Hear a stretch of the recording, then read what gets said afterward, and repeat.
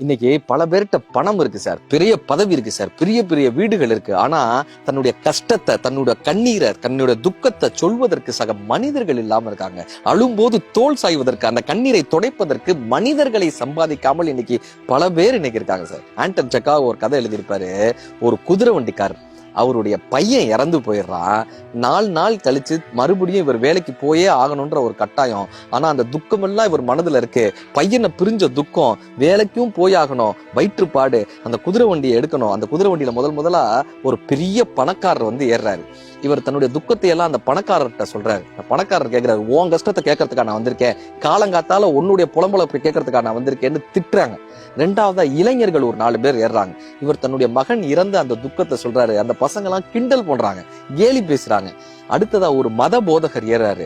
அந்த மத போதகர்கிட்ட இவர் தன்னுடைய துக்கத்தை சொல்ல, மகன் இறந்த துயரத்தை சொல்ல, மத போதகர் சொல்றாரு, நீ பாவம் பண்ணிட்ட, அதனாலதான் உனக்கு புத்திர சோகம் வந்திருக்கு, இதுக்கு என்ன தெரியுமா பரிகாரம்னு காசு பார்க்க ஆசைப்படுறாரு. இப்ப எல்லார்கிட்டையும் சொல்லி பார்த்து எந்த இடத்திலும் ஆறுதல் கிடைக்காத அந்த குதிரை வண்டிக்காரர் கடைசியாக தன் குதிரையிடம் அந்த துக்கத்தை சொல்லி குதிரையை கட்டி பிடித்து அழுதாருன்னு ஆண்டன் செக்காகோ அந்த கதையை முடிச்சிருப்பாங்க.